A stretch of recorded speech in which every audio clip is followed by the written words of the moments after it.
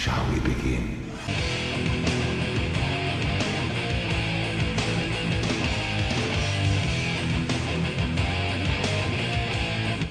You are now tuned into Talking at the Movies with your hosts, Eddie, Salim, and Mo. What's good, guys? Welcome back to Talking at the Movies. I'm Eddie Reese Antonio. It's your boy Salim. And it's Mo. And yes, this week we have decided to do this through Zoom. We resisted. We didn't want to do all this fussing and faffing on the computer, but why deny you guys full faces? So here we are. How you guys been?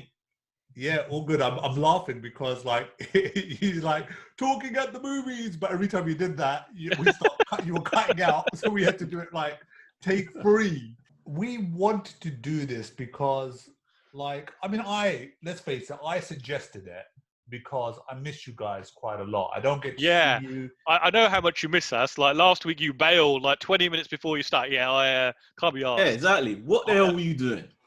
I was at work. I was working and I was trying to get back in time, but I just couldn't make it. I really wanted to be a part of it. If you guys cared so much, you can move anytime. You can go anytime. You don't even have to technically go there. No, I've got to pick up my sister who's at work. So she goes in the same car as me. So therefore, I've got to come back with her, or otherwise, a 3.5 mile frigging walk. So you have 2 cars in your household. Yeah, but so we go together and come back together. Sammy's car as well. Why didn't you say, listen, guys, can you like wait an hour or something and I can join you? Because I listen. I appreciate you guys are busy. So therefore, doing what? I want to give you guys enough time to do what you need to do without me intervening in the busy schedule that you guys have set. So that's why I couldn't make it. A lot of excuses, Mo. I know. That's all I'm hearing there. I was just like, I could be bothered. Yeah, exactly. There we go. The truth finally comes out. Son of a bitch. I was actually busy. I would have joined you guys for real. You know how much I love this show. Sure you do.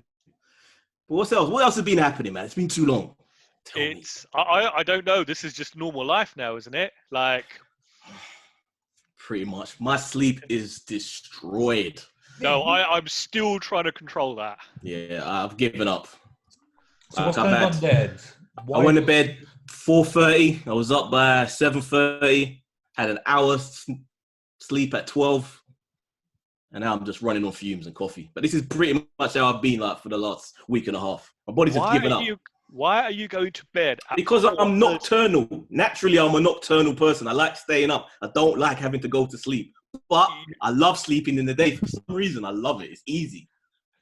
I put my head down and I'm out. Do you prefer then to just stay awake at night? Yeah. So you're a proper vampire, aren't you? I am. I love it. It's more natural to me. It's a more creative time. I don't know. I just love being up at night. Well, hold up. You say creative time. So what have you been doing? I was editing. Yesterday, I was editing me and Mo's bonus episode for our retrospective on the Mission Impossible saga. So that's kind of fun. That's a lot of fun going back. So guys, you're going to be able to see that, hopefully, if I haven't lost the recording after rebooting the laptop by the weekend. And I haven't edited a video in so long. Okay. You enjoying it? Yes. Like I said, nighttime is the creative time. See, this is the thing, right? You'll start off all really excited, but then you're going to get completely bored. I can't do it in the daytime.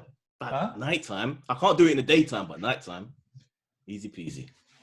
All right. Okay. So, Mo, what have you been watching? I hear you've been tuning into a lot of Oriental movies. I have, but that's for a different podcast. But on this podcast, I can talk about City Hunter by Jackie Chan. Do you remember that one? Oh, yeah. So this film, right, I never knew that you could make a really bad movie but still enjoy it. Yeah. I say enjoy it, have fun with it. Come on. There's Underworld movies, terrible movies, but I have fun with them. Starting with the Fast and Furious movies. Oh, yeah, but they're just terrible and no one has fun at those things. Do you see anyone laughing at those films? Yeah, you two. Eddie. or that we're supposed to believe that friggin' John Cena is Vin Diesel's brother. That made me laugh out so loud. Come on. So all right, Mo. So Defend like that, Salah. you Defend that. enjoyed City Hunter though, right? So City Hunter, right? So two things really stand out about this film, apart from the fact that there's the Street Fighter bit. One, I don't know who was doing the casting, but they found the most gorgeous women that they could possibly have to have all the lead roles. Jackie was doing the casting. Yeah, those women were. I'm sorry to be like sexist. I'm sorry to like, talk about people's looks, but those women were absolutely gorgeous. Eat your truth, Mo.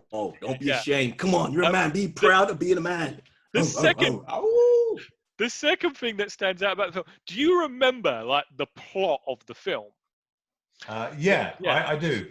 So there is a subplot, and it starts right at the beginning of the movie, right? It's his partner dies, and his partner says to Jackie, "Can you look after my little sister?"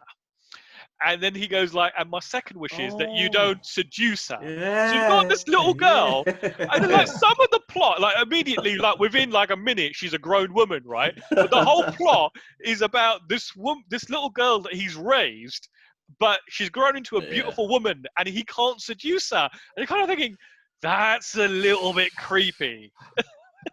Yeah. That's essentially your daughter. You've raised her from a little girl. It never fails to amaze me. Whenever you go back to anything from like the mid-90s further back, how creepy every interaction is between grown-ass men and young girls. It's just, music, everything. I mean, some is like, you can say is like a product of the time, but this was just like, this must be a cultural thing, right? Because I can't imagine anywhere in the Western world where people would be like watching that and thinking, that's just not right. At least they don't go into it over and over. Yeah, well, that's what I was going to ask you. How much off that is there? Are they just sketching through it, or because I can't remember? I think the worst thing is you also see it from the other side, because she's also in love with Jackie, right? She gets really upset when he flirts with other women. It might but even films like Leon, The Professional, you couldn't make that now. You could not make that movie now. You could make that movie, but there's the extended cut. Have you seen the extended cut? There's that scene in the restaurant, which they've cut out of like the Western version because they go like Western audiences just wouldn't float. I want you to be my first. I actually had to sell that version of the film.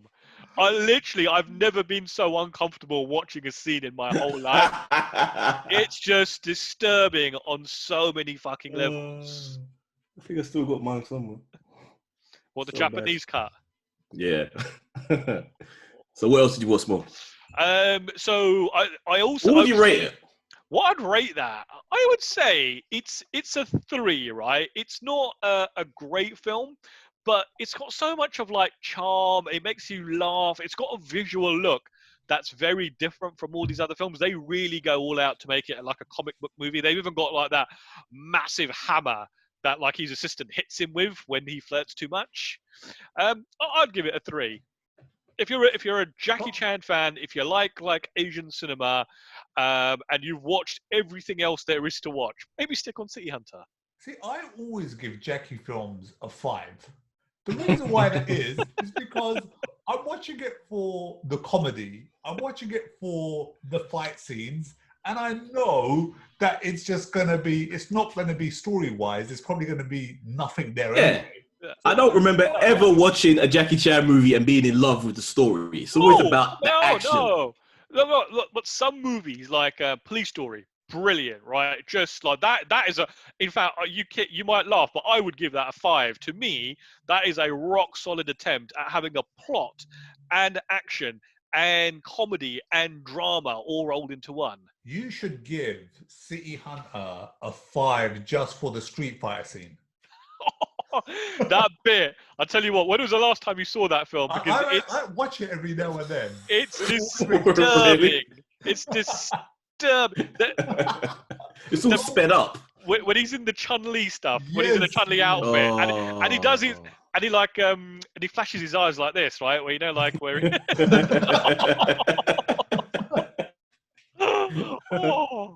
at least we know the guy has a great sense of humor, right? Because you can imagine some actors just wouldn't do that. There's absolutely no way. And he just manned up and he put on that dress and he butted his eyelids or whatever it's called and he just did it. I then watched a few days later, Mr. Nice Guy. Do you remember this one? Is that the one in Australia? That's the one in Australia, directed by Samo. And as I'm watching it, I'm thinking there's going to be at least one person from Neighbours or Home and Away. And absolutely, if you remember Neighbours, mid-90s, there was a character called Gabby, and she's in it. Huh. Now, the thing that really stands out about this film is the fact that, that it's terrible but still enjoyable, but the acting, especially from the Western cast, the Australian cast, is on a level that is so bad. It was like, if you cast me in a film, that's the acting that you would probably get, right? It is terrible. I mean, it's like watching Amateur Hour with Jackie Chan. Like, Jackie, he's not the greatest actor in the world, but you watch him and, he's a movie star. You get into it. He's got a style that's all his own. All of these Australian guys and girls or whatever, the accent is just so bad and powerful and strong. But literally, it's kind of like, was Samo afraid to direct these people? Was he not confident in speaking English? No way. Because you have to remember that Samo, especially back then in the 90s, English wasn't he wasn't very strong at English. So the problem is, when English is your second language, you can't tell when someone's acting bad. You don't, because you can't, the pattern of how someone's talking is, like, if I was directing a movie in Chinese, would I know if someone's bad or not? If I don't really understand what they're saying? I completely get that. And that's what I do wonder if that was the case. But like, I remember when watching that movie and other movies where they've got Westerners in there, I think the bad acting just adds to this flavor of the film. It really does. Like, I mean, this is a really, really bad one. But again, the actual film itself, there's some good stuff. They've got the lead actress. Samo obviously had a lot of fun just having quite a few scenes with her just in her underwear running around and showing off this absolutely gorgeous body that she has. But is this the one where Samo was like on the bicycle? Yeah, that's the one. Oh, right, you just reminded me. So the moral of this movie is, don't be a nice guy, right? Because Jackie gets into all of this crap because he's a nice guy. Then Samo rides along on the bike, tries to be a nice guy because he hears a guy getting beaten up, and then he gets punched in the face. And then when he catches up with the truck again or the van, he's just trying to cycle away from it, going, "Don't be a nice guy. Don't be a nice guy. Don't be a nice guy." So what'd you give it? I'd give that a 3 as well. Oh, come on. It has to be more than... No, it won't be more than a 3, right?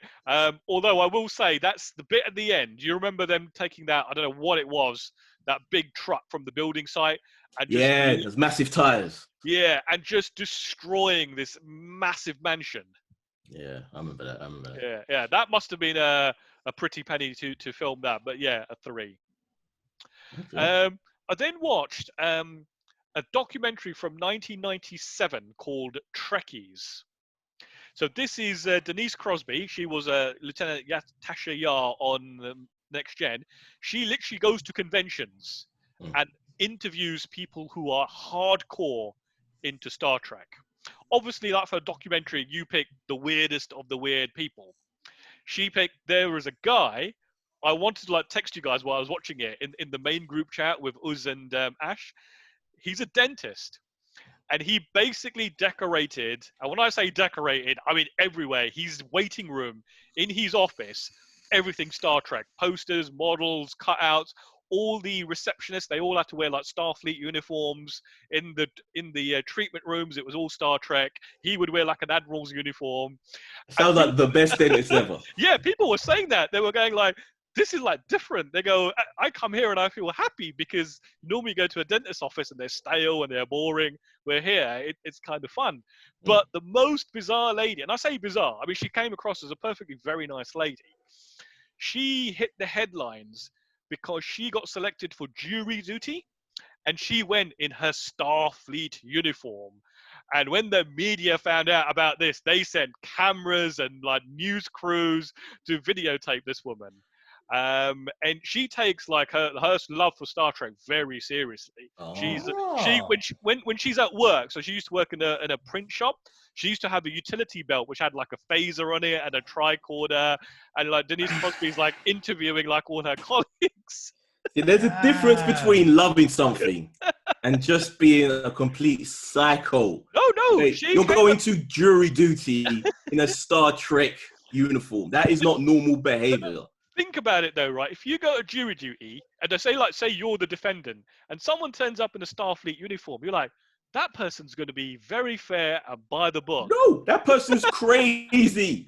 The fate of my life is in the hands of a crazy person. No. But there's no difference, right, than you wearing like a top with an animated character like Naruto or something and rocking down the street. Yes, it is. It's a t-shirt. That's completely different. That's a uniform. You wouldn't wear the t-shirt. I was in love with Jerry Ryan so much that I remember I was trying to get that thing. Yeah, but you wouldn't wear that to jury duty, though, would you? No, but I was willing to wear. I love that. What is it called? What is it called? The Borg. I'm getting a whole new vision of the person Salem is between this and the foot fetish that I never knew he had. This is amazing. Is it the feet? Hold on. I was going to wear that at college and out and about. You would have gone oh God, thank God. You would have tainted everybody, all of us in the group. We would have become more outcasts than we already are. Do you remember he's like, get up, like in the college days? Do you remember the clothes he used to wear? Yeah, he dressed like Neo. Yeah, the sunglasses with the vest and the lollipop and the and the cat's eyes. Hold up. So the point being, in fact, wearing the Star Trek thing would have made him normal. Right. Yeah. So the point being, right? The point being here is, even though I was doing that, you knew me, Eddie. You still hang around with me. And cry for help. The reason why you did that because keep you you thought I was safe. cool. Because you wanted to be a part of my aura, my energy. You were like, Solomon, how can... Wait a minute. He's laughing, right?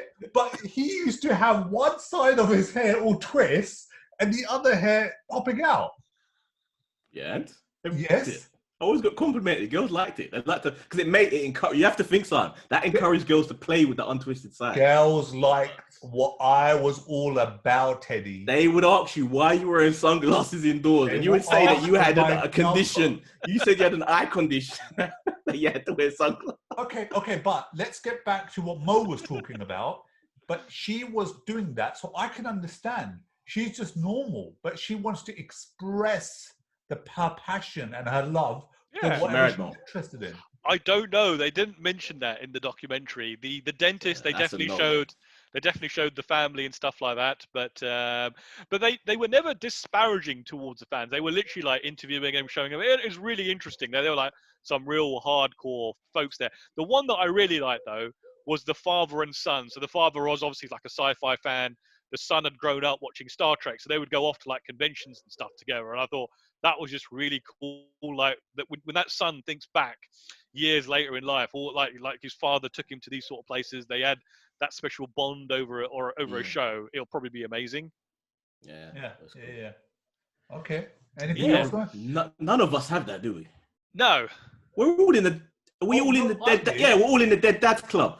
No. Hold on. We're Dead Dad Brothers. Hold on.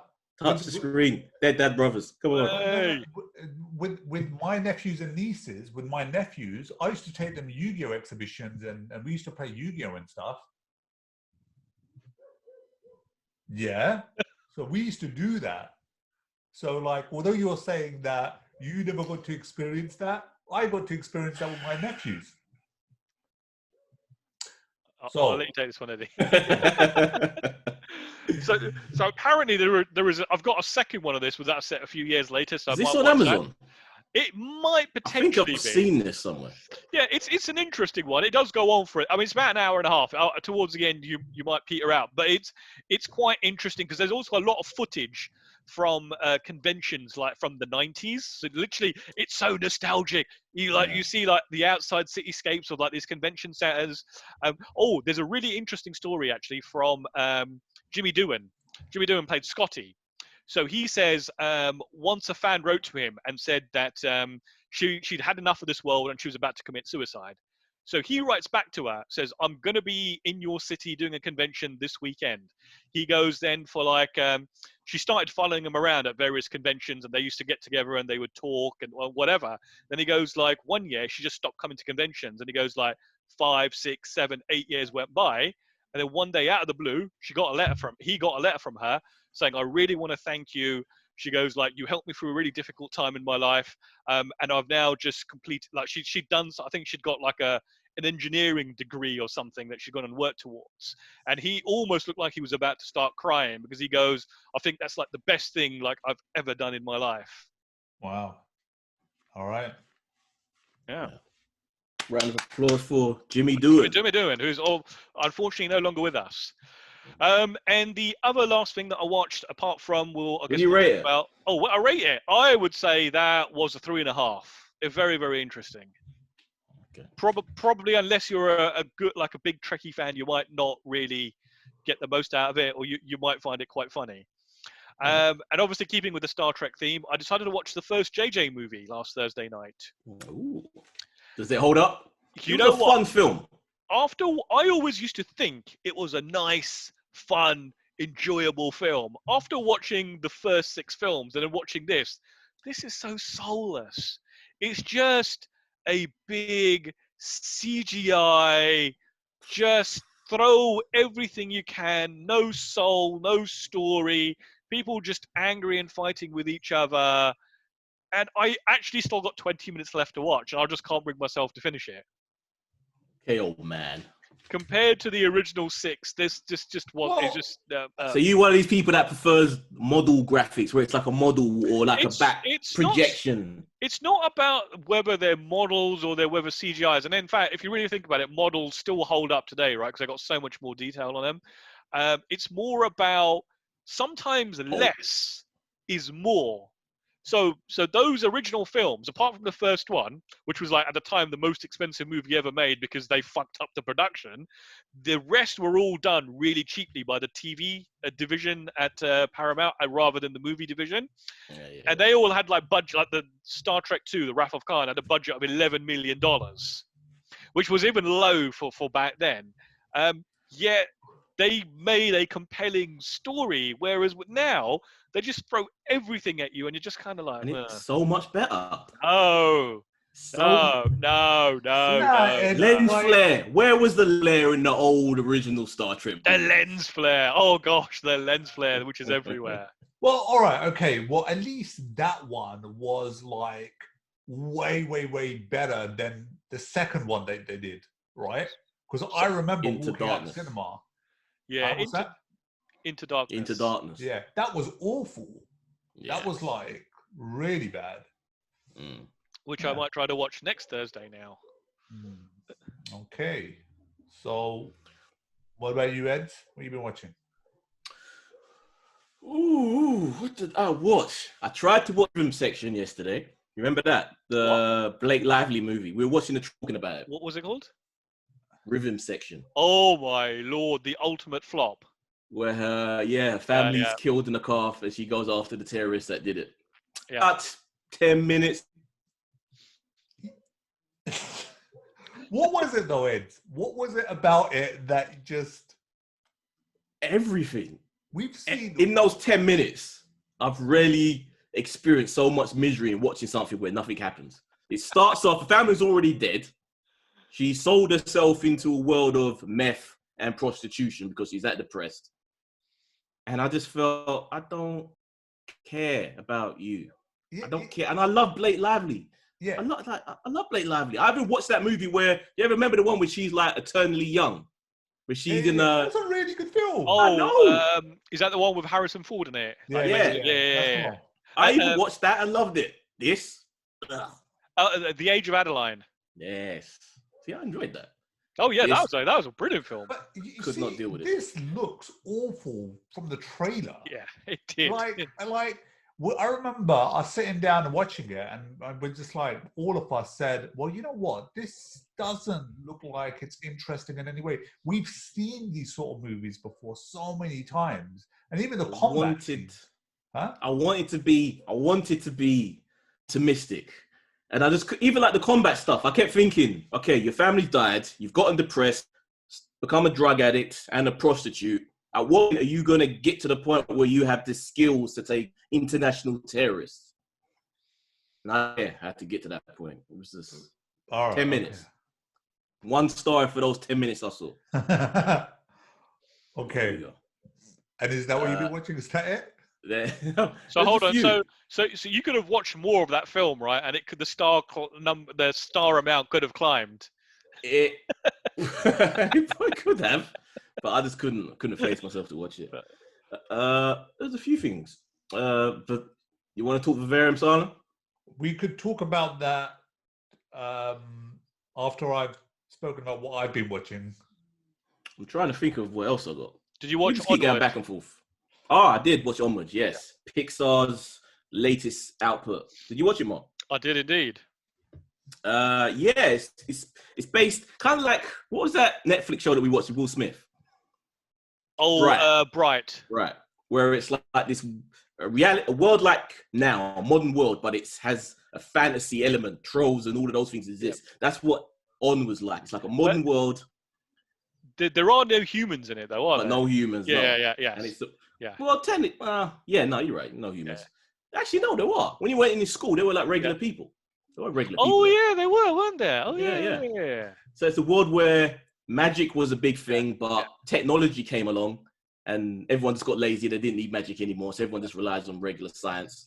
And it mainly focused on these 2 brothers, voiced by Tom Holland and the guy that plays Quentin in Guardians of the Galaxy. Oh, I know. I looked this up the other day just because it was sounding so familiar. Now it's gone completely from my mind. But that guy. Yeah, that guy. He was very good. Yeah. And Chris Pratt. Chris Pratt. That's it. And these 2 brothers who they lost their father when they were young. Tom Holland never met his father. His mom was still pregnant with him. And they get a gift out of the blue. And it's like this wizard staff. And it's like, holy shit, Dad was into magic. And it was a spell that came with it, which would enable them to spend 24 hours or 12 hours or something. Until the sun sets the next day. Yeah. With their dad before he disappears. But they fuck up the spell. So only half of their dad appears just from the waist up. So you kind of end up with this Weekend at Bernie's type of adventure with them dragging half of their dad around to try and get to the point where they can find these crystals so they can complete the spell and bring him back within time for them to spend a decent amount of time with him. But it's a nice little heartwarming movie. It's not Pixar's best, but it's still a nice film. What do you think, Mo? So when I sat down to watch this, I was just like, oh, Eddie, what have you made me do? Like watch a cartoon on a Saturday night. I find it really difficult to get jazzed for these sort of things nowadays. I don't know why. But as I started watching it, I still had that feeling. But 10, 15 minutes into it, I was like well into it. I loved the aesthetic of the world. There was this brilliant bit where they're driving down the highway and you just see all these like skyscrapers. And right at the top of all the skyscrapers, they've got like little steeples. Oh, really? It's so just little things like that I really like. But I thought, again, I mean, Pixar seem to do this so much better than anyone else. Is they can make a kids film that's compelling enough for an adult to be able to sit there and be engaged and watch it. And there wasn't really a time where I was bored of it. They kept the central story was quite sweet. You even as an adult, biker pixies. You got biker oh pixies. My god, the biker pixies! Fuck, vicious fuckers. That was terrifying. Like a genius. That was absolutely hilarious. The fact that they were just so like, just so gangster. Psycho. They were psycho. Like Sons of Anarchy Asylum, but Lucy's. Yeah. And they ride motorbikes and they're just scary as hell. I love them. Brilliant. I just loved the film overall. It was great. Even as an adult, you couldn't tell where the film was going to go. You weren't able to tell whether they were going to be successful or whether they weren't. Yeah, it was actually, I guess I won't spoil it because it's relatively new, I guess. Some people may not have seen it. Yeah. But yeah, it's surprising that certain things don't happen that you would expect in regular Yeah. films to happen. Yeah. The face on the dragon just stole the show, though, right? Yeah. Yeah. And every time it It roared, it seems was like the you two, bell. both of you guys sort of shared the fact that this was actually really I enjoyed entertaining all the it. way through. Yeah, I it enjoyed was. Yeah, it was Pixar, really good. man. Pixar always, like Mo said, they have that balancing act. They're so good at achieving. Where shit, but grown-ups aren't going to be bored by it. There's enough there for both. They Like I had said, some- not their best, but still good. No, film, but like there's it. some great characters like the Minotaur. Was it the Minotaur? Yeah. Like the big dragon from from That's the club or the That bar is or another whatever. thing about Pixar. All their characters that they create are fun characters. Yeah. Like you can watch a movie and you can be like, oh, I don't care about him. But those characters in the Pixar world are always fun and crazy. Their stepdad, the cop. Oh yeah. Every time he comes in the house, because he's was he centaur, half He's a horse, half centaur, man, yeah. half horse. So he just knocks everything over because he's so freaking big. But he's a cop as well. I love But it. the bit towards the end of the film where they go, "Aren't you taking your car?" and he like just takes off his hat and goes, "Oh, I'm running free," and then just gallops. Yeah, that's natural. I enjoyed it. Yeah, I'll give it. I'll give that a 4. See, after watching Incredibles, I have to give it 3.5 because Incredibles was just that bit better. But I still enjoyed it a lot. So not as good as The Incredibles, but better than Mr. Nice Guy. Yeah. Yeah. And I can't remember anything else. I know there is some other stuff. It will come to me later. Okay. Salem.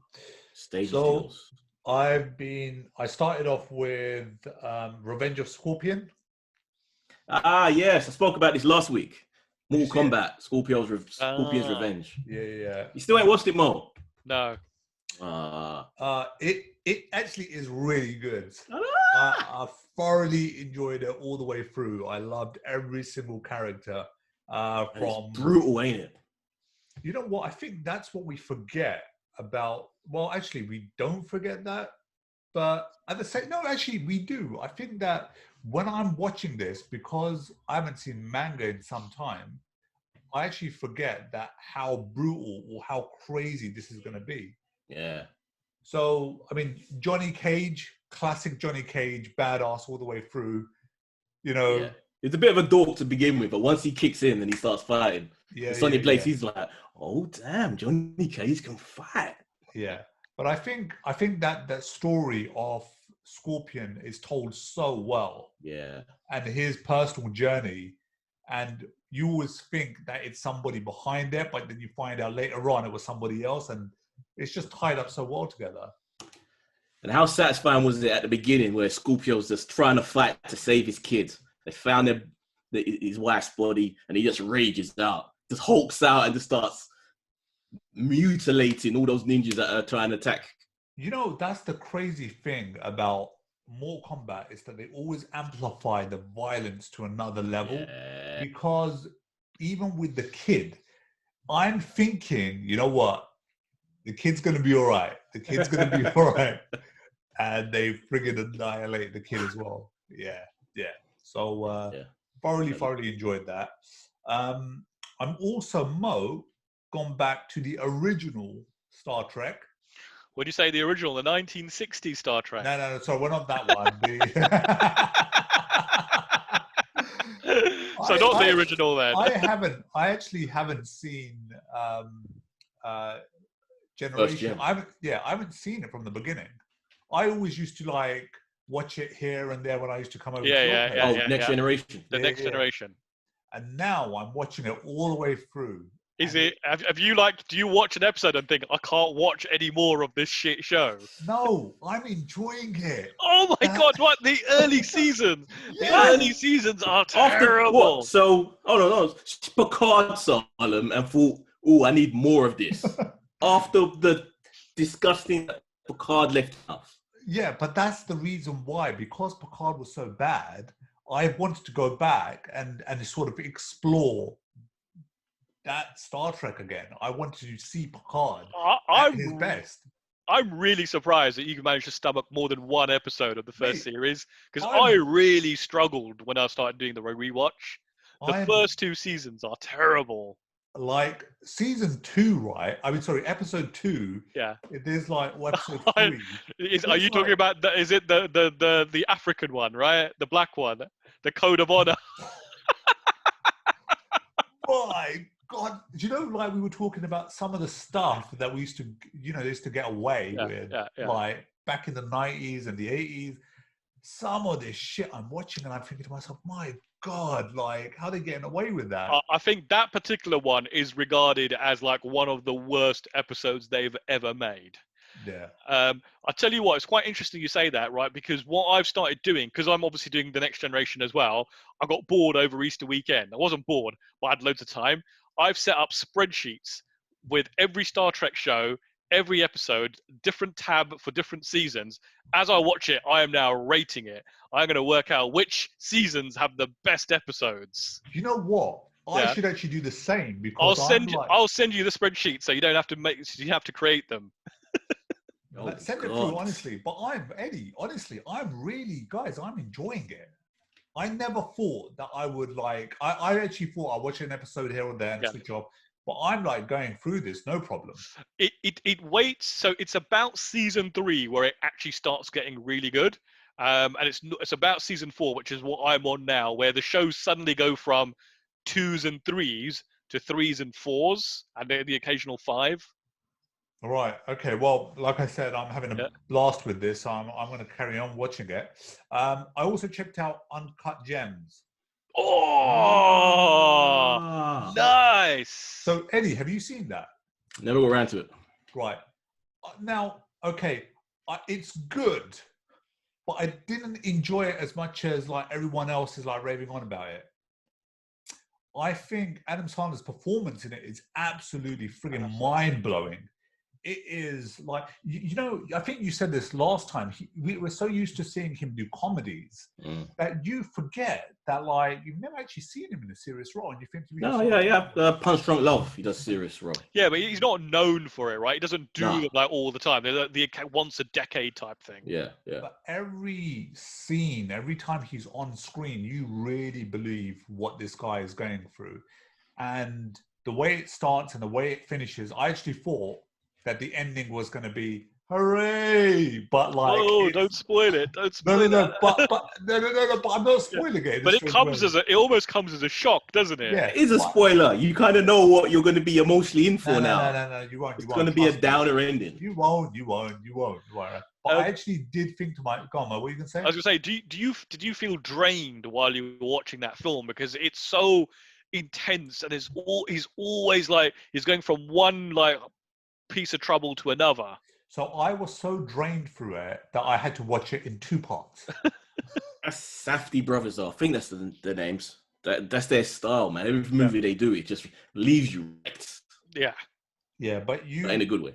Yeah, but you kind of just think to yourself, shit, man, there's people like this. Oh yeah, absolutely. It's a real insight into someone who's got like gambling addiction, right? That's essentially what that guy had. Yeah, but I mean, like on another level. On another level, the way he would con people like out of their money to then so he could then go and place a bet. Like I think he gets like the basketball player's ring, right?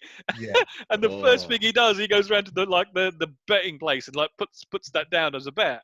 Yeah, like. Could you imagine that if that's his fucking ring, if he loses that, that's it, man. Like, he ain't getting that back. Yeah. And there's that bit where he's got money and the goons are following him and he's taking pictures of the money and then sending it to the guy that he owes the money to before going and placing a bet. Very, like, again, just for his performance alone, I would strongly suggest to watch that movie. Yeah. Great.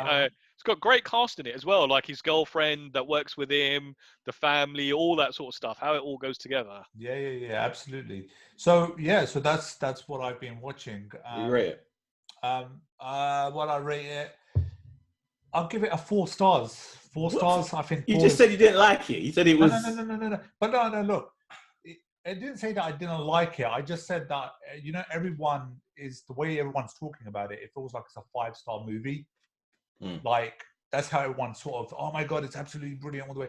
And for me, I would say it's a 4-star movie. I enjoyed it. And I believed everything about what this character was going through. but I'll give it a 4 stars. Yeah. Wow. And finally, we'll talk about this really crazy film that you and me got to experience. Vivarium. Do you remember the trailer, Mo? I think I do. With Jesse Eisenberg and something Poots, the woman's name, Emily. What? Oh, is this the one where they go to see the house? Yes. Yes. Right. Yes. So, like, should we just break it down? Like, it's a couple. Like, Yep. he's a gardener, she's a teacher. They want to get onto the property ladder, and they go to an estate agent, but a really weird estate agent where the guy just is mimicking what they're saying. It's just like he's almost as if he's possessed. Kind of rogue in his mannerisms. Kind of like how Data talks if he's trying to imitate people, but he's not a robot. He's some other thing. So he tells them about this great new block, this place that they're creating. Whole new housing estate. Yeah. So off they go, and the couple, they're a bit weird because the couple are a bit kind of freaked out already because all the houses are green. Everything looks the same. The sun doesn't look like the sun. The clouds don't look like the clouds. And this guy takes them around the house, and then he says, why don't you guys check out the garden? So they go into the garden, and he just gets into a car and drives off. They come out, look around for him, and say, well, fuck it, we didn't want to be here anyway, so we'll go. They try to go, leave the place, and no matter what happens, they keep on coming back to number 9. They can't escape, can't find their way out. Yeah. So they have food delivered to their door. Yeah, just boxes appear. Whenever they need it, boxes will appear out the front of the house. And then so at one point, a baby appears, which this baby also kind of has those sort of mannerisms that the guy had, the estate agent. Piece of shit kid, man. Just, But something that I saw Eddie just recently when I went to pick up something, and we said this, that watching this film makes you really appreciate the simple things in life. Like the air that you breathe, the sun, human interaction. No, streaming media. That's it. There's Netflix, Amazon, I'm fine. If I didn't have that, I guarantee you, even if you had streaming media, right, Netflix, you would still go insane in that place. That's kind of like what we're living now. I was going to say, isn't it? Yeah. No, did you actually like it, Osala? Did I like it? Yeah, I had fun with it. I was drained by it. I did have fun with it. I wasn't drained. I did enjoy it, strangely. But what do you think's the message of the movie? How do you interpret it? The message of the movie? I think for me, it was all about sort of just appreciating what you got in life, you know, because when it goes, and if it ever went, like, will you be able to adapt with, you know, all these small little gems that you got? Although they seem small in our world, they're actually pretty big, but we've sort of become immune to them in a strange way, sort of not caring about these things anymore. So that's what I took away from it. But what did you take? It's life. Like, forget the alien stuff or whatever they were, these people. It literally is telling you what's going to happen to you in life. A young couple, they stumble into a home which they can't get away from because in life, mortgages, you're stuck in the suburbs. Everything looks the same. Everything's generic. And then out of the blue, they end up with a kid. How many people actually plan the kids that they've got? So this is happening to them. They wind up with a kid they didn't truly want, but they're stuck. And that's how most people are in their lives. They're stuck. So and then is this a metaphor then? Yeah, for their lives. He becomes obsessed with digging this hole to try and escape. And that's the work, because she ends up being the one that takes care of the kid most of the time. And that's what men do. They go out, they work, they come home, they barely connect, they lose connection with their families because all they want to do is work. And they ended up drifting apart because of that. She, even though kids are a pain in the ass for first-time parents when they don't know how to raise this thing that they've just been wound up with, she still bonds with it to a degree. So even though he's completely detached from it, she still winds up being a legit mother and raising it. And you notice how, as the kid got older, they didn't change. Yeah, and I think that's because most people... Well, they drifted apart from that. But I mean, physically, they didn't change. Because most people, you feel like... Because how old do you guys feel? You kind of... once you get to the point of maybe like 30, you don't really, even though you physically change on the outside, you don't really feel older than that. Yep. You get to That's 40, true. 50, you can just But imagine. So I'm thinking you still feel like you're 20. Yeah.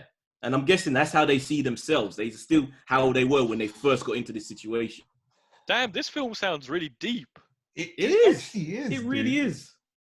And everything's like the food and how do people get food most times now? Or not everybody, but everything's delivered to you. It comes to you. You don't have to do anything. It just comes when you need it. Alcohol. There's that scene where he's just lying in her arms and he goes, "Do you remember? I just used to miss what the air used to feel like." Yeah. In this place.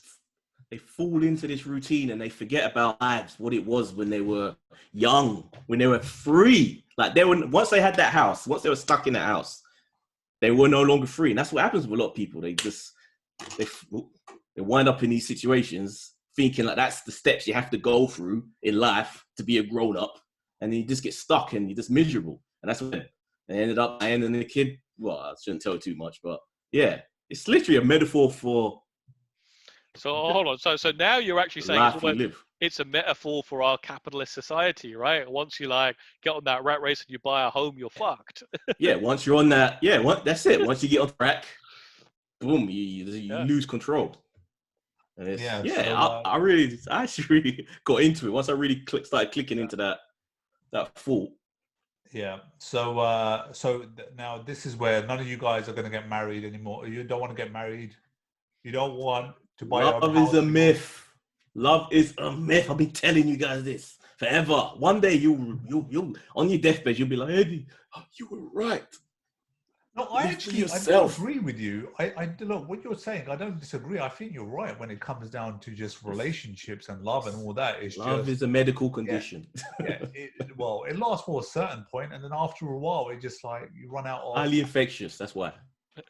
Yeah. Anyway, so you thoroughly enjoyed it. What did you give it out of 5? I'm surprisingly going to give it 4. Yeah.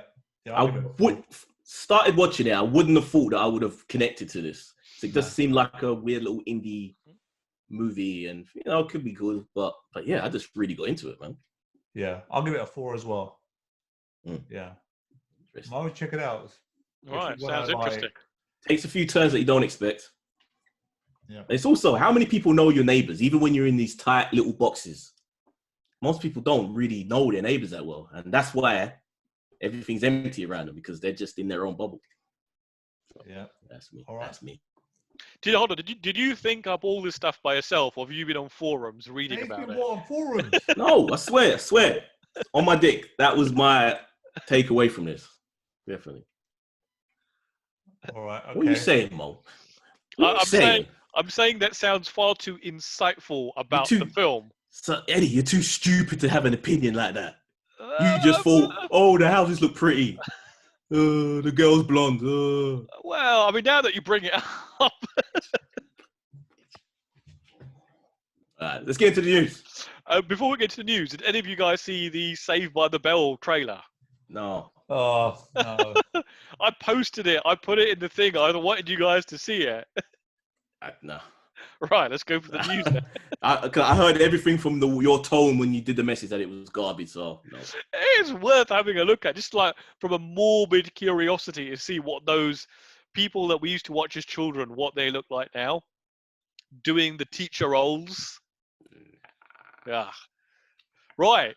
Chris Pine to star in a reboot of The Saint for Paramount. So I don't know whether Chris Pine's got like some sort of deal that's keeping him at Paramount because he's obviously done Star Trek there. And he's had a falling out with them over pay. Now he's going back to do a reboot of the Saint. Now I don't ever remember watching the 60s Roger Moore TV show, but I do remember watching the Val Kilmer movie from the late 90s. I remember that too. That was a piece of shit film. But I remember the show. It was always on telly. Yeah, I know. Uncle and that. But was it a black and white show? I think that it might have been one of those ones that started black and white. Yeah. and became color as it went on. Maybe. Yeah, I don't ever remember watching it. But what's interesting about this is Dexter Fletcher, the guy who started off as in the press gang, who directed like Rocket Man, will direct this, but from there it's all downhill, right? So essentially you've got, I'm not even going to try and pronounce the writer's name, but essentially he penned Transformers and G.I. Joe. That's his CV, and Paramount have handed him The Saint. Yeah, but I don't get it. I don't get Hollywood. Yeah, but you fell upwards. Yeah, literally. Yeah, but those two films brought in money. So that's what they're looking at. They don't care about anything else. They just care about the money.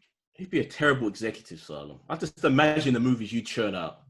Listen, right? I don't care if it's any good. Does it make money? That's all I care about. Somewhere within the Transformers movie or the G.I. Joe movie, an executive saw like talent, all right? And he thought, this is the right person for the job. And obviously there's a lot of money involved as well.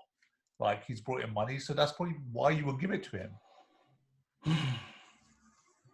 Okay. You're optimistic for this, Mo? I guess, and all we know at the moment is that there is a movie happening with Chris Pine at Paramount, and it's based on an IP that they seem to own. And it's potentially, at this point, it's Schrodinger's cat, right? It could be dead, it could be alive.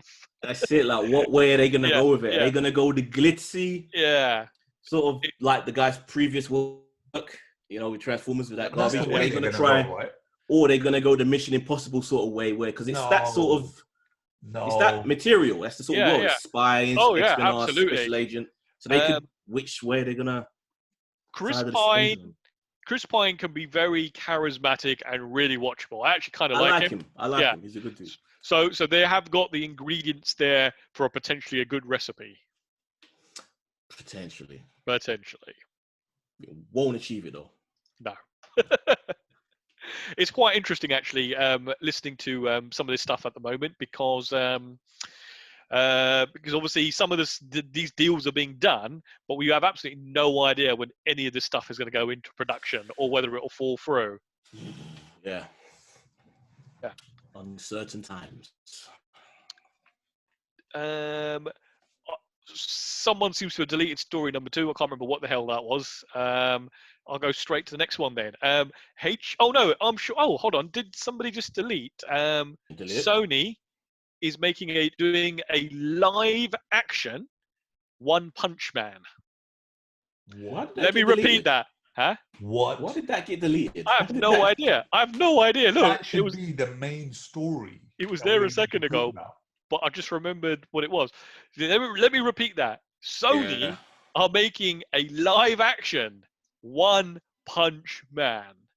It's gonna be terrible. It's Sony. It's gonna be terrible. I cannot imagine that world being done in a live action. Everybody here watch One Punch Man? Yes, I've seen the first series. How do you translate that? Like the crab dude at the beginning, or remember the crab dude, or even the dude at the end, right? Do you remember him, son? He has his eye pulled out. Yeah, but it wouldn't. His brain comes with it. Yeah, but they wouldn't like throw that stuff in. They'll like. That's the though. It's about these people. It's oh god. Right. Okay. Is it going to be like American? Sorry. Is it going to be American as well? I have no idea. I would click the link in my document, but someone's deleted it. I think they could have a lot of fun with this. Oh. Right? I can actually see the world, right? But I think, like you said, it's Sony, and they're just going to mess it up. Oh, I see. So you haven't deleted it. Someone's pressed enter, and they've merged story 2 and 3 together. Oh, there you go. There we go. Salem. Always willing to believe the best, aren't you, Salem? Yep, it's going to be American, right? I reckon. I know it's going to be crap, but I can actually see this as a live action. I know Mo was saying that he can't say, but I can. It's American. Scott Rosenberg and Jeff Pinker are set to write a live action adaptation. Just deflate. We might just end the podcast right now. That's just like, do you know what I mean? It's just. Yeah. Just learn your lessons, man. Out of all the Japanese properties that they could adapt, One Punch Man. Yeah, but they would adapt One Punch Man because it's such a huge success, right? So they want to capitalize on. So was Full Metal Alchemist. So was every other one they've tried to do, and they've all failed. They don't work because. Yeah, no, look, they don't work, but you know, you could see why they want to try to make this work. So, like, you know. Right. I won't dwell too much on this next story because it'll probably be a long time, if ever, we get to see this over here. But HBO Max has set a official launch date. I was looking, a lot of their content apparently is tied up with Sky at the moment here in the UK. So but this does look like a very interesting alternative to Netflix to me.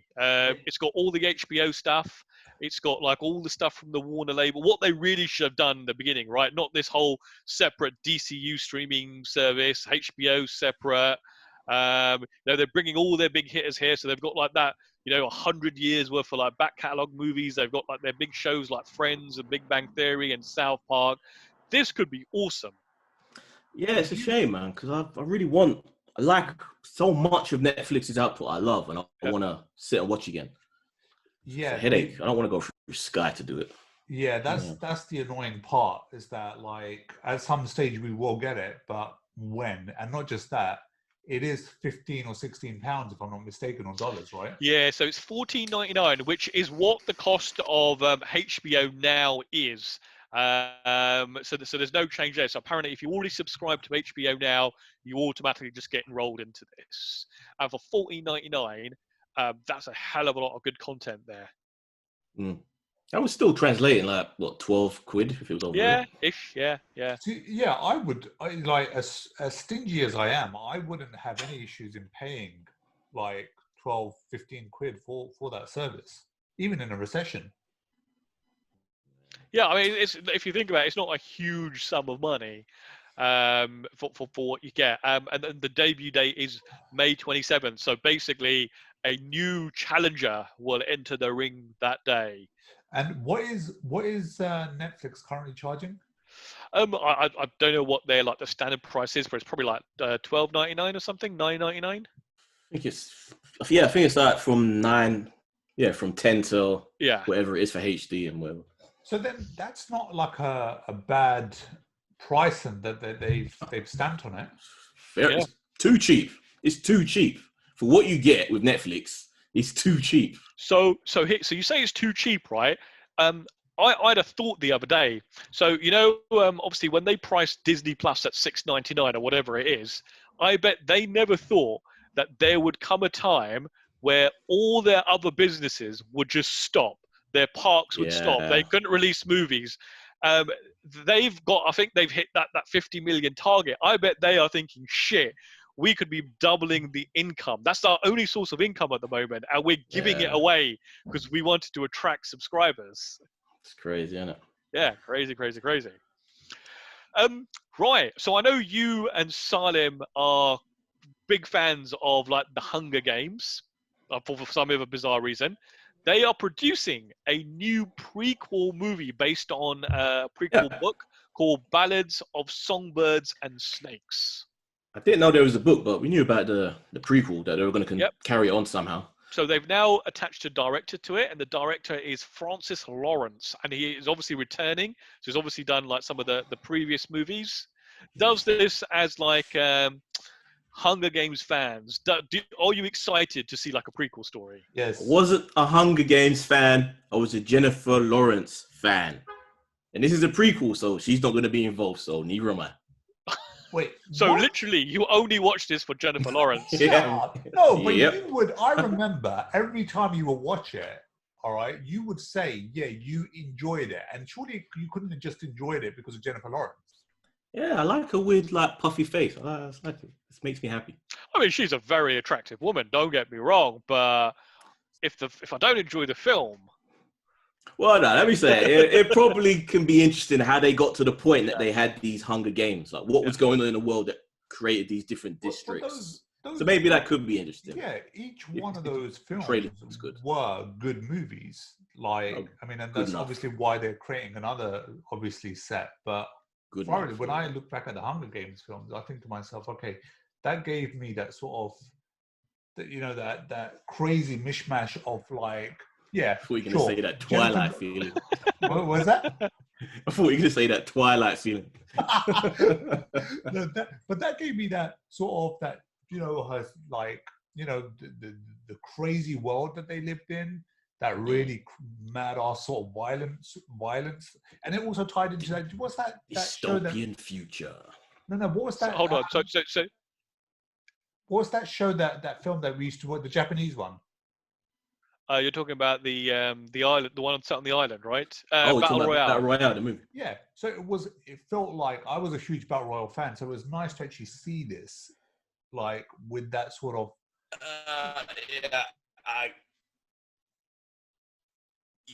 I guess to a degree. Battle Royale is like a next level though. That's like Battle Royale is a legendary. bloody good movie. Yeah. So can I ask a question then? So if it was a choice of a new Hunger Games movie or a new Twilight movie, what would get you more excited? Whoa, hold on. Whoa, hold on. Did you just say? We talking reboot?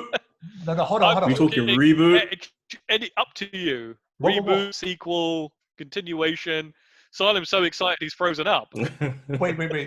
You froze when you said it, but let me just hear that. Did you say that right? If I had a choice between a Twilight, a new set of Twilight movies, a reboot or whatever, or Hunger Games. Yep. Twilight. Any day. I love the concept of werewolves versus vampires. That's just like, it never gets old. I love it. Bella. But I would want all those actors back as well. Cullen. Oh, God, no. I can't deal with Kristen Stewart's twitchy acting. Edward, do you love me? There you go. So 1 week you can do a bonus episode with Salim and you can talk over the Twilight films. Yeah, we actually could do that. Actually.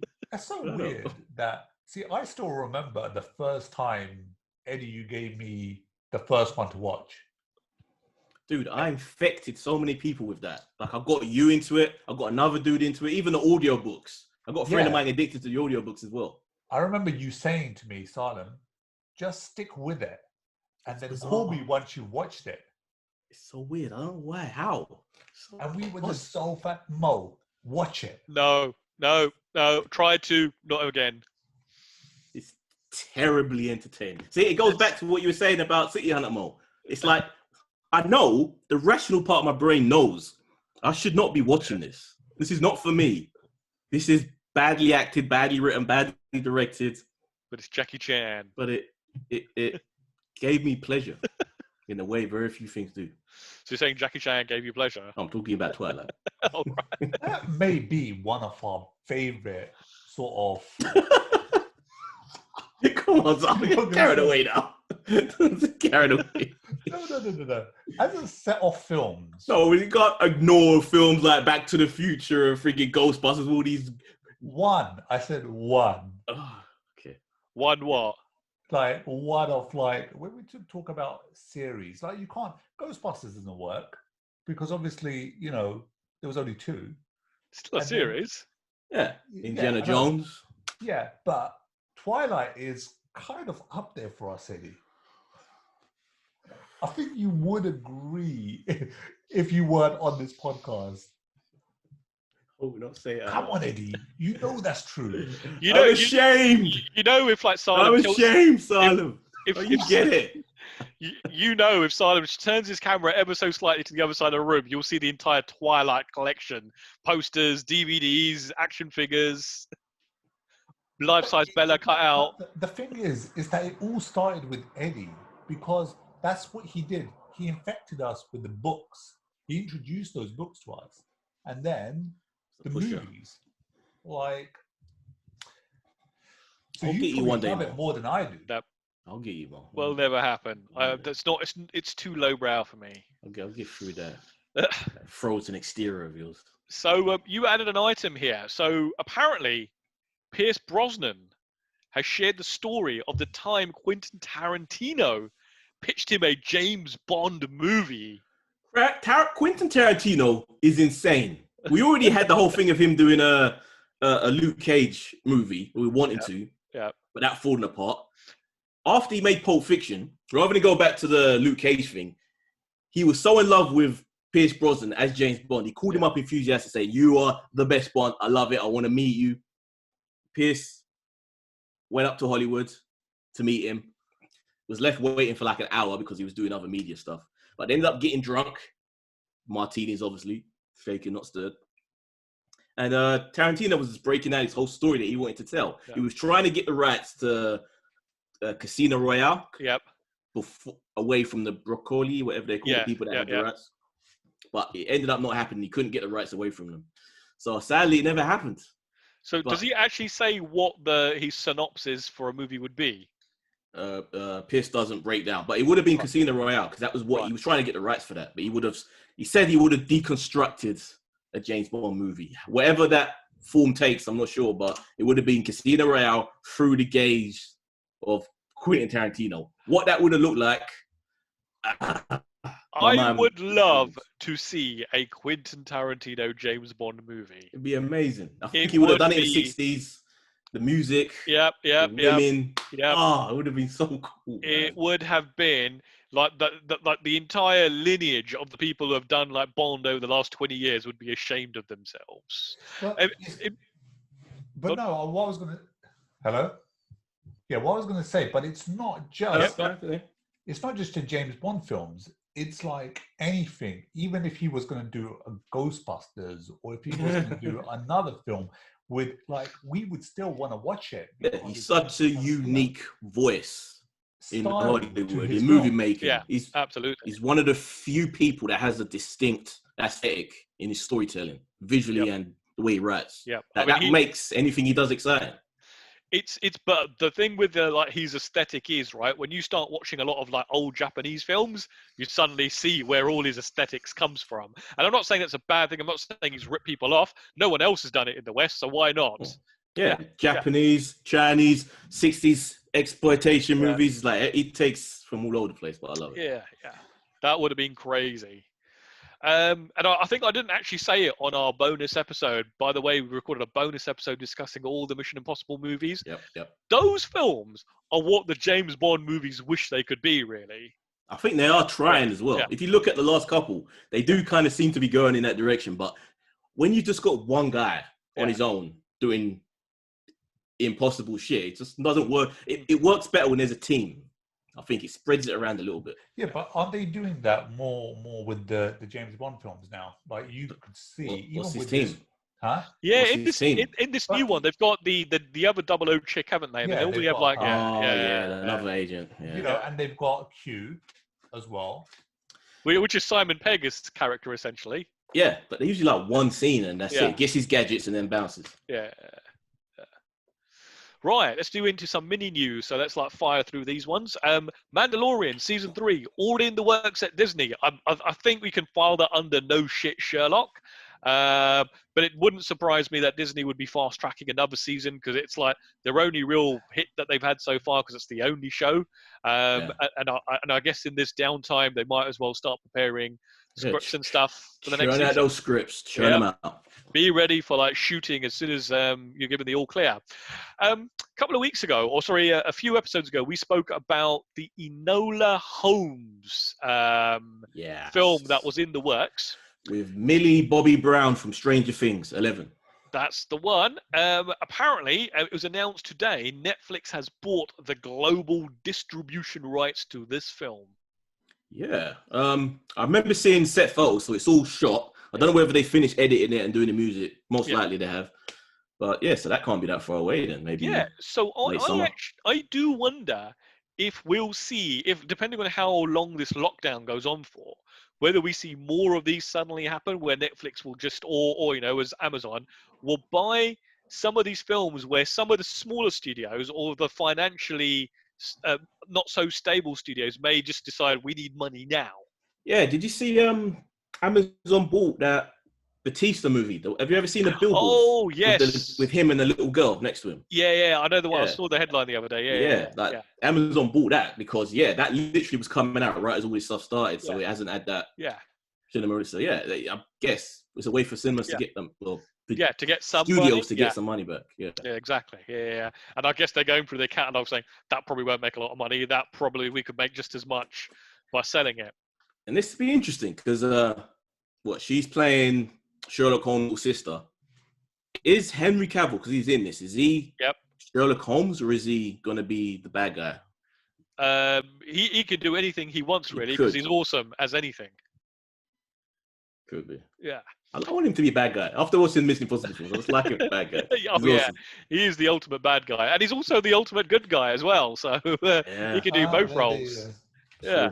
True. I did see this. I wasn't sure whether you guys wanted to discuss this, but you put it down. Apple TV is bringing back Fraggle Rock.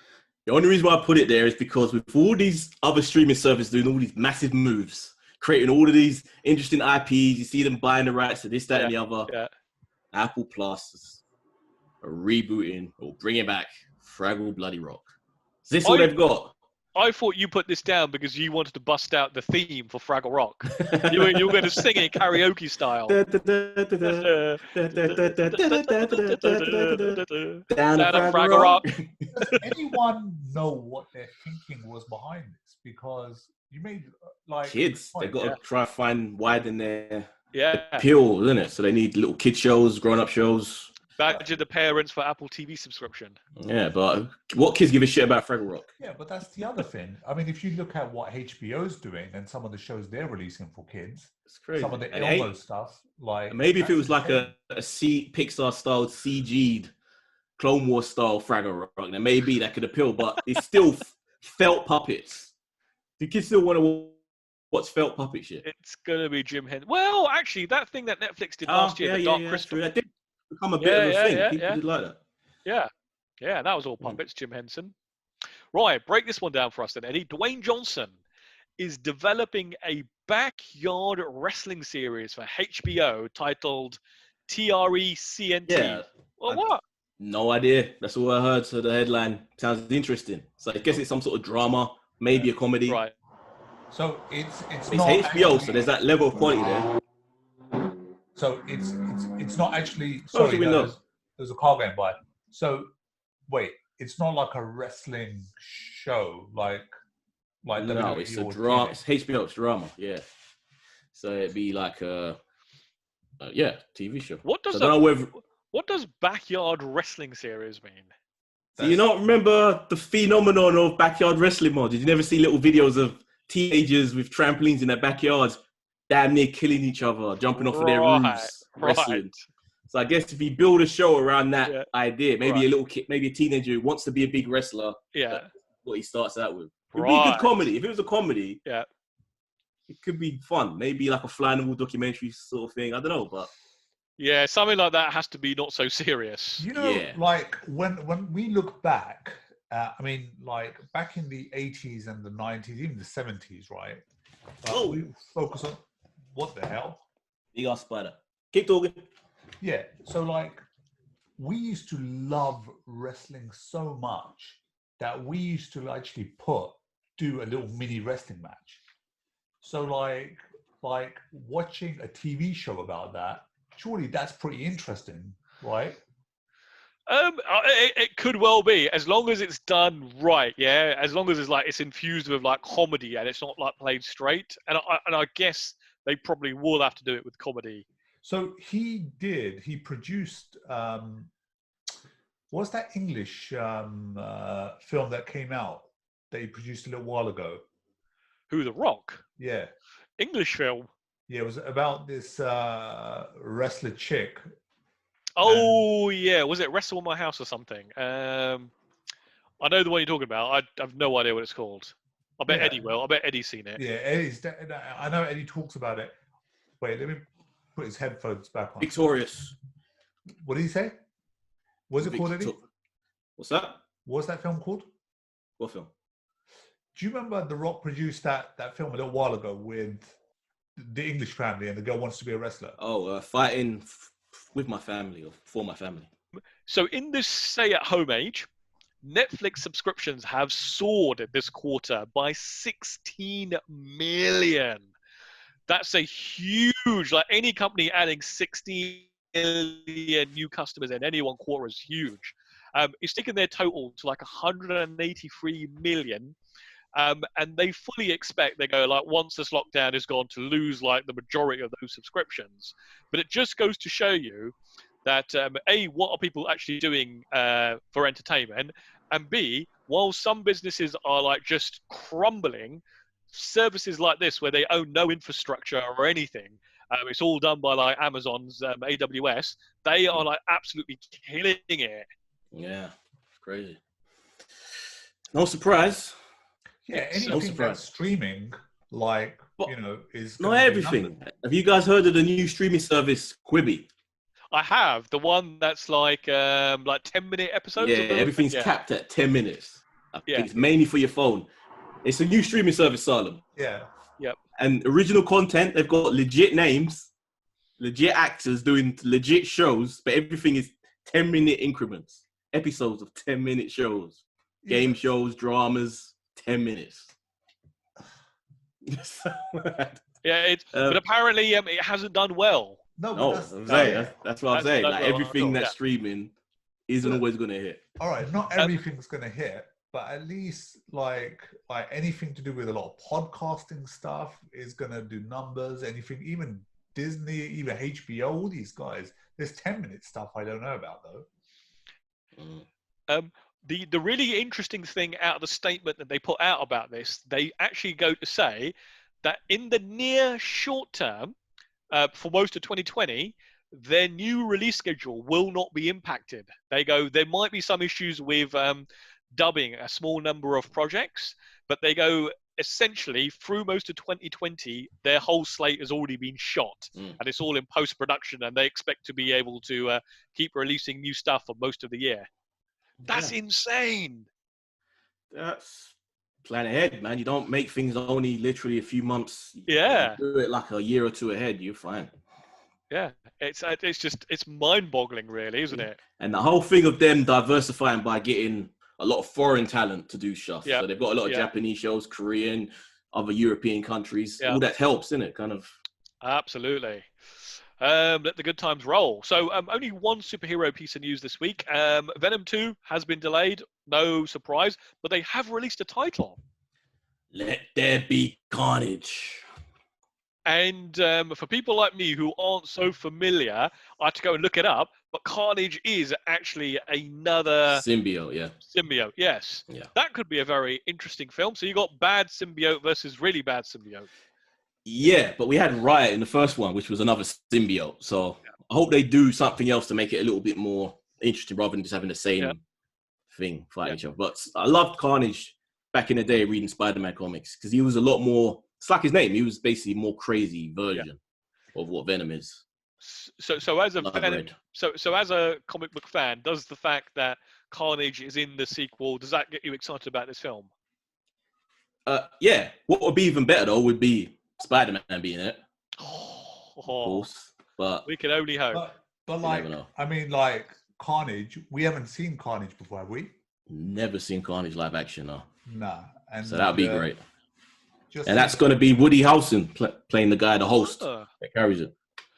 I'm assuming Sony have the rights to put Spider-Man in these films if they so wish. It depends on what the small print was on that deal that they did with Marvel to have Tom Holland movies. So I think there's some balancing out there that I think they probably could somehow, but I'm not sure. Right, okay. Do you guys want to do Westworld first, or do you want to do... We've got 2 emails this week and an Instagram message. Oh, go. And we've actually got an email from someone brand new this week. What do you guys want to do? Should we get Westworld that way? Let's do it. I can't remember what episode this was. 6? I think it's episode 6. I think there are 2 more. Yeah. We didn't get your thoughts, Solomon, what you thought about last week's one. This show, man, it just keeps on getting better and better for me. I'm waiting for like seeing that one episode that just completely drops, but it just doesn't. Every time I'm watching a new episode, like I'm just enjoying this so much. Like I have to admit, last week I wasn't a big fan of that one. It kind of dipped a little for me, but it came back up this week. Yeah. it definitely rose back up. Yeah, no. So I thoroughly enjoyed last week's episode, and it's moving exactly in the direction that I, as a fan of Westworld, wanted to move in. So yeah. But this week's episode, do you want to give us the breakdown, Mo? Give you a breakdown. So this week's episode, half the episode was good. I think the other half of the episode was a bit. What was Mirandian? What the Maeve stuff? Is that not what you liked? Well, so the Maeve stuff, they've gone back into the fucking simulation, and nothing really happened in there apart from the fact they keep killing her boyfriend off. Like, well, now he's gone. Now they've destroyed his pearl, so he's gone. Yeah, it almost seemed like that was just a holding pattern for her story. We had to rebuild her body, so she get sliced up by Yakuza. Then I thought the stuff with Tessa Thompson was quite interesting. Yeah, I thought that was the highlight. I thought the stuff with the Man in Black was just fucking I actually weird. enjoyed that. Actually. I like seeing the different stages, these different versions of him, Could and you having to confront being in a therapy room with 5 other Eddies from different ages, different stages of your life? That would be that'd be a head fuck, man. What was that? Is he? You're an idiot. You and you and you. He fucked me up. Is that all? Is that all in his mind then? I believe that's yeah. Because remember at the end they took the glasses off of him and. I like the fact that there's the bit where he's like beating his younger self up, and the other dude's just sitting on the chair going, "Yeah, give him one for me." But that was his father-in-law, wasn't it? Huh? Oh well, the old dude, the older one. The old dude, yeah. He wasn't beating him up. He was beating them. He's being version. Yeah, he's being the younger version of himself up. Yeah. So it's kind of like a half and half. I think the stuff with Tessa Thompson, her stuff was really interesting. For some bizarre reason, I thought that dude already knew she was a host. So it kind of like I was like, I thought they already knew that. His suspicion more about that she was a host, like as just time went on. And he has to be paranoid, isn't it? He knows that there was a mole somewhere. Yeah. The fact that she goes into like Terminator mode, fights her way out of that building. It's a pet robot that I fucking love. That was the coolest one. What? All right, somebody tell me, what did she just make a robot out of something, or was there? See, this is how I know you're not paying attention to this show, Mo, because they had this robot a few episodes earlier. A few episodes. I can't barely remember what I did yesterday. Dude, Salem, I always say to you that I'm worried about your memory and all of this, but I've noticed certain signs week after week. Mo is literally just fading away. No, I just have... He's fading away. It's just that I don't think he's all that interested. He just blanks out. Well, faces. What was the robot from a couple of weeks ago? That big robot, yeah. They constructed it and you see it. I do not remember that. It's just gone. That was like the key thing she was talking about, and they gave her the panel, everything. They gave it to her. She's like, okay. Doing the Mission Impossible review, you know the English agent, the hot sexy chick? Yeah, okay. All right. Okay, you can't remember either. It's like talking with two Alzheimer's guys. I can't. No point. No, Robbie said. Doesn't matter. I know what you're talking about. Doesn't matter. It's a divert. Let's stay on track. Westworld. So I loved it. So just to say one more thing. So, the words that one should never, ever utter in a TV show or a movie, "You're safe now, I'll take care of you," or whatever. What? As soon as they said those words, you were like, they're fucked. Oh, damn. Yeah, that's sad. That's sad. A kid, a husband that she was reconnecting with, or connected for the first time, technically, because she wasn't the one that broke up with him. And her to just crawl out. Is that how she's going to look now for the rest of the season? Yeah, I would have thought that's how she looks. Yeah, because that's how they don't really have the facility to make new bodies. They don't have the silicone stuff to like repair them back together again. That sucks. Looking like a chicken nugget for the rest of the show. And someone explained to me, what was that stuff with Dolores? How were they able to imprint her personality and speak to her as though she should know everything that the other Dolores should know? Well, she spoke to say that she's like an earlier version from the park. So as far back as the point where she left the park, that's the version that they got. So she has the key because that was done in the park. Pretty much. Or she'd Yeah. know what her plan would have been. Right. Because it's literally up to the last point Right. of it being in a park. She would have had an idea of what she would have planned to do, to a degree. Yeah. So, Mo, you're still not convinced that this is like better than Picard? Listen, mate, this is like not even like a Picard is like a 5-star show. This is No, like stop here. Stop trolling. this is like if we weren't talking about this every week, I probably would just drop it at this point. And watch what? Voyager again. I'd continue watching Star Trek Next Generation.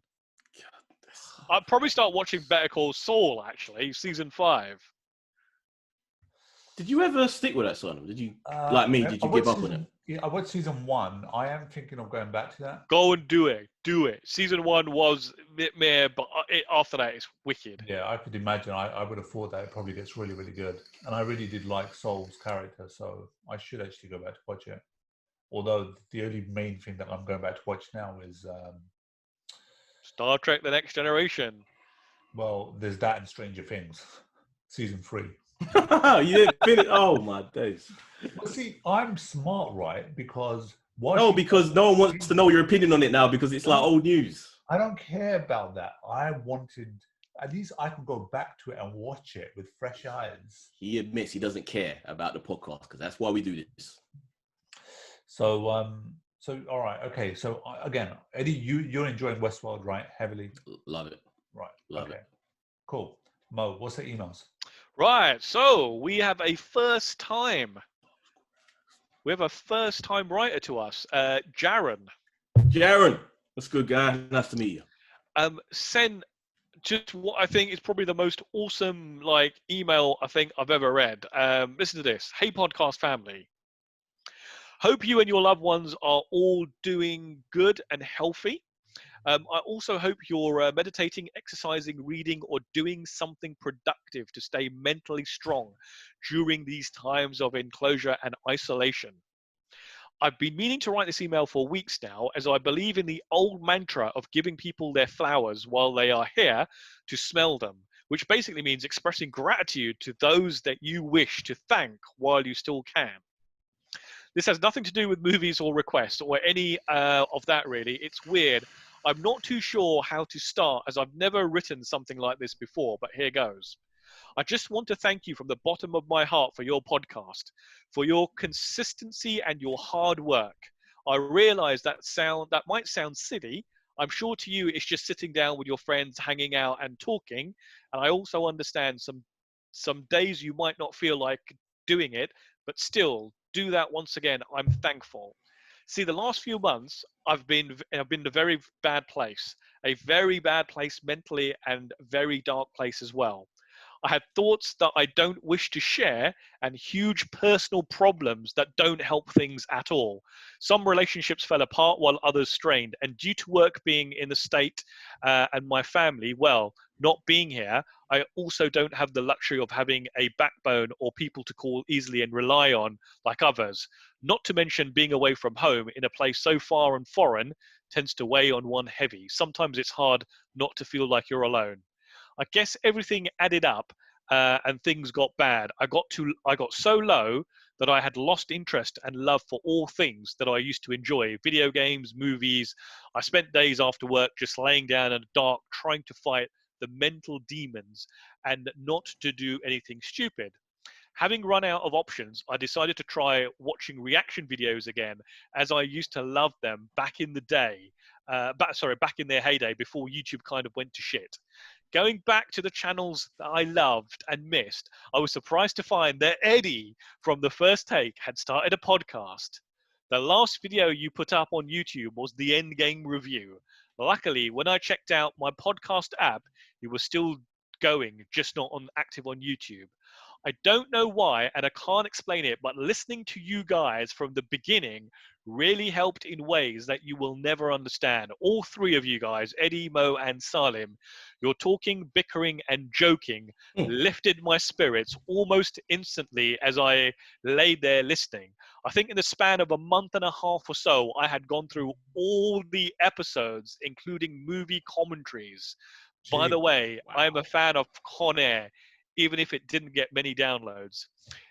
Remember, This is episode 191 we're doing, right? That's a lot of episodes. Every time I come home and started feeling down and alone, I put your podcast on and it instantly changed my mood for the better.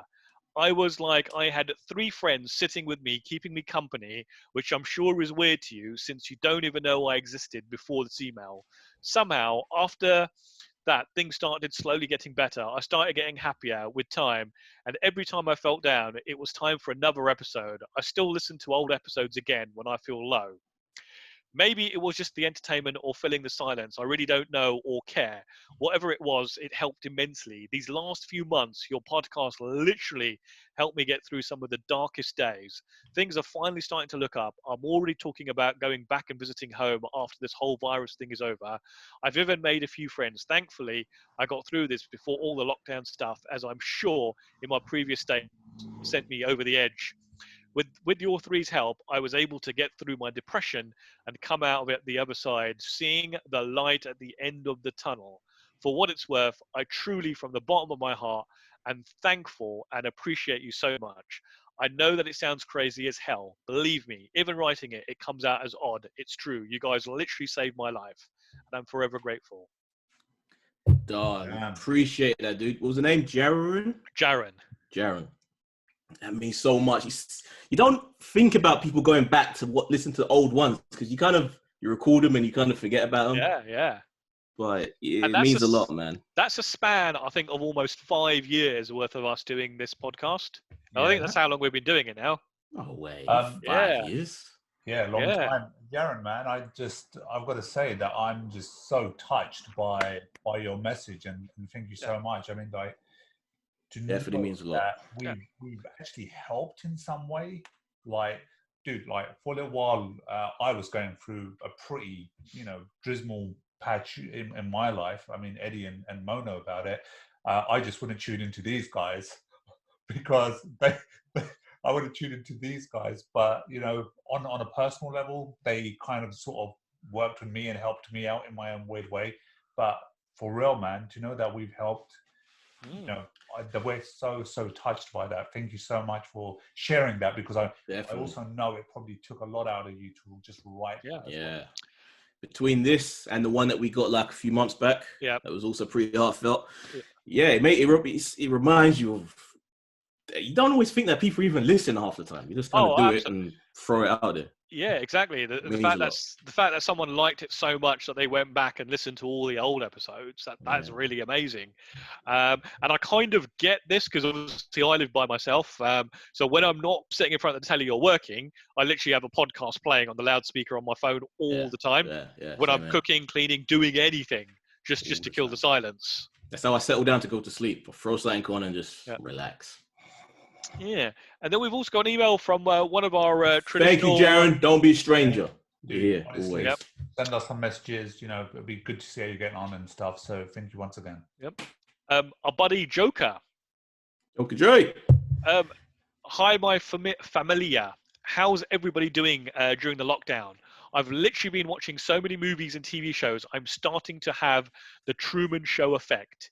Yesterday, I swear, I tripped and heard a laugh track. I can imagine that. And he goes, and I'm glad Eddie's fallen into the psych rabbit hole. Glad you're enjoying it. Nice, easy, light show. That's a lot of fun. There's plenty of work shows to watch. Have you not watched any more this week? Yeah, just kind of, it's like I say, something you just throw on when you just want something to just through making coffee. He goes, anyway, I wanted to write an idea for the podcast while the film industry is on pause. If you want to or not, it's up to you. But I figured since everything's been basically delayed and pushed back, I figured you guys could make a small list of movies you've never seen that are considered classics and watch and review them until things start to pick up again. It will be interesting to see how well some hold up to fresh eyes and how much of a factor watching them so late plays into things. Well, we're kind of doing a bonus episode where I guess we will be covering films that some of us have never seen. Like I said, we've just done the Mission Impossible one, and I actually realised I hadn't seen some of those films. Yeah, that's crazy. Also, some of the real classics set a standard that's been beaten to death. So it would be interesting to see reviews of originals, knowing that you've seen the ones that inspired them. Obviously, you wouldn't have the same experience as those who watched it at the current time, which is why I think it's an interesting experiment. Actually, you know what? Once the Back to the Future one is done, guys, that's what we're doing the next bonus episode. Maybe we do Godfather 1 and 2, because I've never seen those. Dude, if we're doing Godfather, then we have to do 3 as well. You have to do the saga. That's the whole point. Wait, hold on. Isn't 3 nearly bad? Are you It's guys not that bad. doing Back to the Future? We're doing a Back to the Future trilogy on the You next. actually going to join us, Simon? We're going to watch all 3 of them. You have to watch them, Simon. If you don't watch these things, we tell you, and then you don't. You say, I'll watch half of it. I'll watch them never next week. Secretly put this special show together, all right? We watched 6 Mission Impossible movies in 1 week. Would you have done that? No. Exactly. Okay, but hold up. You're doing Back to the Future, right? Yeah. I've already watched the first one already. All right. So I would join you on that then. Right. When are we going to record that? Next week? Yeah, some point. Weekend or something? Monday, yeah. Monday. What's it? Regardless, you know, I'm always tuned in, looking forward to the next episode. Oh, and this, I think this is from our last episode. Fuck Amber Heard. Yeah! Woo! That's some fucked up shit. Trying to destroy a man's life, playing victim while you were the perpetrator the whole time. Damn Thank right. God for karma. Respect to Johnny Depp for playing cool, not talking shit, and just waiting and collecting evidence to prove his innocence. Like a gentleman. See, Joker, we're on the same wavelength. Yeah. But yeah, let's just focus on the positives in these times of boredom. Love and best wishes to you all. I think the issue with the classics is you've probably seen most of them, whereas you could probably name 10 right now, and I'll say, yeah, I haven't seen any of those. That's what I like, though. I like the fact that there's a lot of these you haven't seen, so it gives you perspective. That's why the Godfather thing would be interesting. Cool, right. You've not watched any of them. I have vague recollections of watching the third one because I think Salim might have given me that on pirate or something in like the early 90s. Yeah, okay, so we do that after. Yeah, so we can do that. Right, and then I'll go on to our Instagram. So this is from our other long-time listener, Cameron. Cameron. So last week he obviously asked us to do our top 10 Korean movies. So he sent us his list. Quite a lot on here looks quite similar, but he goes his top 10 breakdown. Number 10, Villainous. Brilliant, love that film. Great film. A Bittersweet Life. I remember watching that, not really liking it that much. It's a good film. It's a good film. New World. Don't remember that one. I haven't seen that one. The Chaser. Good film. Number 6, Train to Busan. Great film. Number 5, Miracle in Cell Number 9. Not seen that. Number 4, Parasite. Good. Number 3, I Saw the Devil. Love it. Great film.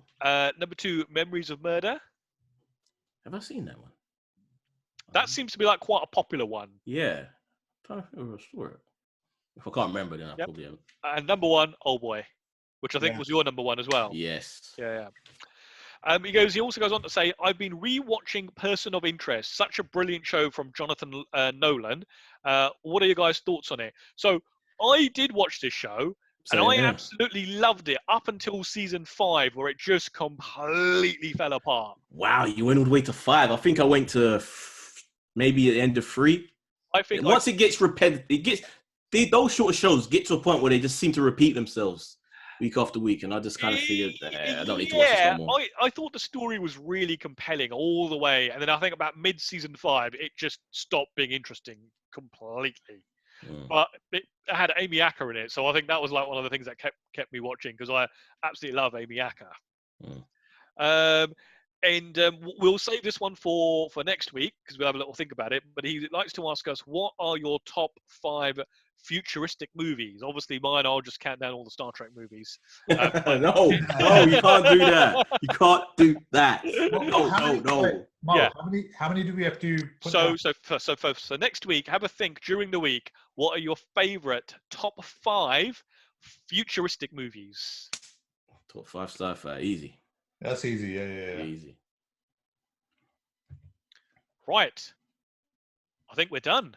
We're done. Is that it? Mo, how can they get in contact with us if they wish to do so? Guys, if you want to email us, we are at we are tatmpodcast@gmail.com. If you want to tweet at us, we are at talkingmovies3. And if you want to follow us on Instagram, we are talking at the movies. That's it. Guys, if you want to watch our beautiful faces, like we said, we're doing this on video this time on Zoom. So go to our YouTube channel. It's Voltron Network. Voltron, like the anime network on YouTube, and you'll see us. And not only will you see the feed of this podcast, but you can also listen to DC versus Marvel podcast, which I do with Mandis. He changes his name every week. But Wait, yeah, give that check. His name again. It was Mandius this time, so he switches around. It was Mantis. Mandius. It's like a Watchmen thing. All right. Which you didn't watch, did you, Salem? That's another thing that you should catch up on. Oh, yeah. Damn, you missed out on Watchmen. Oh, no. I've been trying to watch that. What, the film or the TV? No, the TV series. Yeah, but it's not available on Now TV at the moment. Oh, is it gone again? Yeah. See, that's the problem that Sky shit, it just comes and goes. It'll come again. They rotate them like every 90 days. Yeah. Yeah. So from me, Idris. Bye, Salem. And from Mo. See you guys next week. Peace. Wow.